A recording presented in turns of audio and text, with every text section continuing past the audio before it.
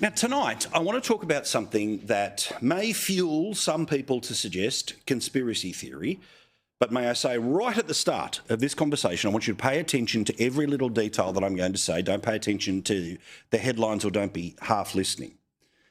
Because, as we know, our system of democracy, in part, works because we have maximum faith in the process. Maximum faith that how we vote will be reflected in how they count the vote, and the honesty of the process turns around and gives us the idea of whom the winner or the loser is, or in Zoe Daniels' case, awkward.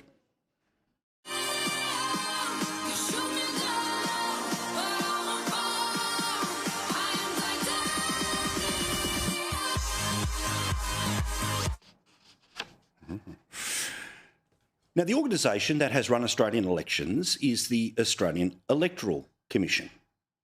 Now, like all government departments, it is a government department, which means, yeah, okay, sometimes some things that we hear, see, and they do, you slightly roll your eyes at. But the absolute central function of our process of how we elect people is guarded by that organisation. And I have maximum faith in that organisation. No buts coming. The story I want to talk about tonight has a very important bit of detail in it. Now, as you know, sometimes when you're accused of doing something that disrupts a process in a court, it is dealt with almost as seriously as some of the crimes that come before it, like contempt or defying the judge or these sorts of things, right? Really serious not to break a suppression order. And that's because you need to have faith in the system. And a little story has come out today that I think we should have known about way earlier than today. It involves how votes were being transported between counting centres and another counting centre in the seat of Barton. This is the seat of Barton in Sydney. It's one the Labor Party has held for a while, is going to hold for a very long time. There is no doubt about which way this thing is going to go. But this morning we woke to a story of missing ballots from the seat of Barton. The Electoral Commission's ballot transport process is under scrutiny tonight after a bungle at Hurstville in our south. An official took home almost 2,000 votes. The ballots for the Sydney seat of Barton have been recovered. An investigation has been launched into how nearly 2,000 ballots from a polling place in Sydney's south ended up at the home of a worker responsible for transporting them. Huh? Well, this story was not announced by the AEC. Instead, it was an exclusive story this morning by the ABC's Investigations Unit. Let me read from the text of their website when all of this was first reported this morning. About 2,000 ballots went missing on election night and were later recovered from the Sydney home of a temporary Australian Electoral Commission worker, the ABC can reveal. While the AEC said the incident did not affect the result in the seat of Barton because the votes had already been counted, it has not explained how the ballots ended up in the worker's home and has launched an investigation. Officials at the AEC only noticed that the container was missing when they began the routine recount of votes last week. The AEC was not able to provide details about where in the worker's home the container was found. A quote given to the ABC by the AEC says, quote, "The only specific detail I have regarding the collection is that it was obtained during a conversation outside the staff member's house following identification of the custody of the container." Again, I want you to pay attention to every single word in this. I do not want anyone to take the video and deliberately re-edit it or use it for purposes that are about undermining confidence in the system. The reason I am talking about this tonight is not because it affected the election. but because the AEC did not tell anyone publicly that this had actually happened. In fact, it was only after the reporting of the ABC this morning that they released a more detailed insight into what took place here.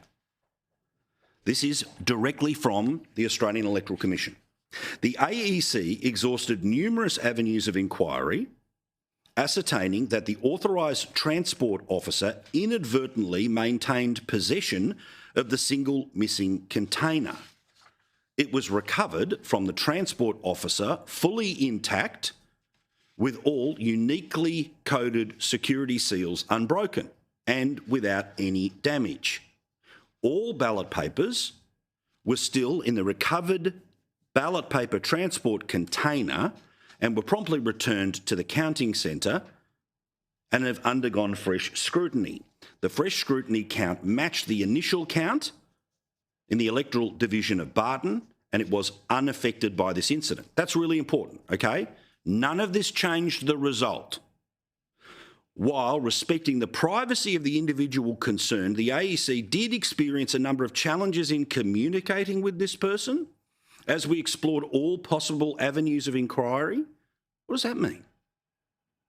We are of the view that with evidence available to us at this time, that the transport officer inadvertently overlooked the return of the transport container and was indifferent to the implications and our serious concerns. This does not appear to be a deliberate act. So good news.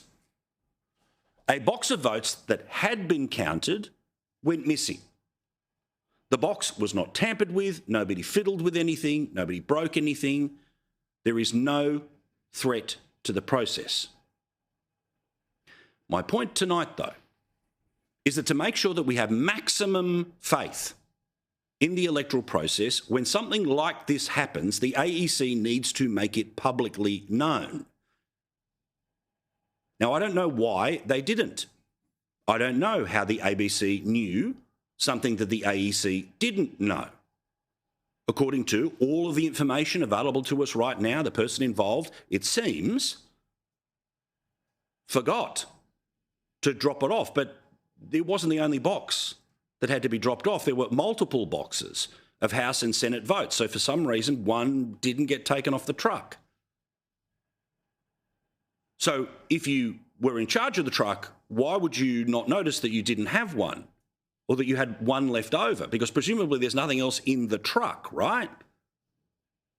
Also, can I suggest, just again, why this matters to me is because every election, I'll get an email from someone saying, oh, don't forget, vote with your pen, don't trust the system. I don't want the stop the steal garbage to come into Australia. I don't want the stolen election crap to come into Australia, okay?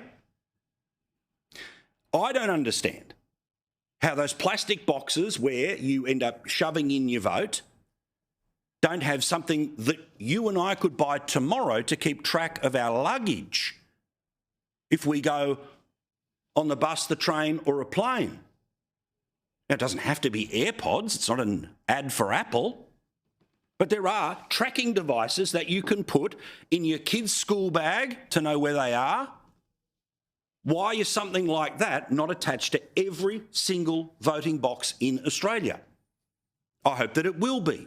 I'm sure they'll say there'll be some cost connected to it. I'm not trying to panic a single person about the Australian electoral system. What I am trying to say is that because it is such a sacred thing that you trust, that you vote, that they count, and the right person gets elected based off those votes, that any threat to that process at all, from misinformation, as they like to say, all the way through to something like this, the AEC needs to tell us first, not wait for it to be exposed by a media organisation. And it's not the first time that there have been incidents, small incidents, not incidents that have changed elections, but they are really important that we talk about them. 2013, Western Australia, there actually was an amount of ballots that went missing. former AFP Commissioner Mick Keelty was the one who had to go and have a look at this, and he concluded, among other things, that some lax security processes were part of why a bunch of ballots went missing. This was such a problem that everyone in Western Australia had to vote again after the 2013 election to confirm what the Senate vote actually was. In 2016, in the seat of Herbert, which is up around Townsville, that was a scenario where the Labor Party was able to claim that seat from the Liberal Party by just 35 votes. But as the Townsville Bulletin reported in the weeks after the election, the Australian Federal Police had to be called in because there was an issue, an allegation, of multiple votes, i.e. more votes than the number of people who were actually on the electoral roll. Reading from this story, a joint committee will probe voting irregularities in the seat of Herbert after the Australian Federal Police was called to investigate 42 cases of potential double voting. Remember, the margin in that seat was just 37 votes, but there were 42 potential cases. Labor's Kath O'Toole beat the LNP incumbent, the late Ewan Jones, by just 37 votes. And of course, the Turnbull government, we all remember, was only barely re-elected with a majority. There was stories that followed this and followed what the investigation was, and I'm pleased to say that according to, again, the reporting of the ABC, the AEC said those figures were incorrect. There were only 42 cases of possible multiple voting that were referred to the Federal Police in that seat in 2016. 33 of the 42 were attributed to a polling place error. So thankfully, the number was not indicative to what the result of the election was. Is this story going to be on the front page of tomorrow's paper? No. Did it lead the 6 p.m. news tonight? No. But is it an example about every single dotted I, crossed T that you must have in place for a system? Because there are people who are desperate to try to turn any small crack in our system into proof of something that does not exist, which is an electoral system you can't trust. So to all of the people who work for the AEC, I appreciate the task that is in front of them each and every election. I appreciate that we are able to know within just a couple of hours, regardless of whether it is a big result or a tight result, what is happening in our country on the very night of an election. I appreciate that they picked up their game and they kept counting in some of the tight seats on the Sunday so the country wasn't forced to be waiting until the Monday. But someone somewhere is going to have to explain, and we will report on it here. What happened here? Why was this known by the ABC? So much so that it was the one who made it public, not the AEC, who should have made it public, because again, no cracks in the system because there are bad actors who want to exploit it.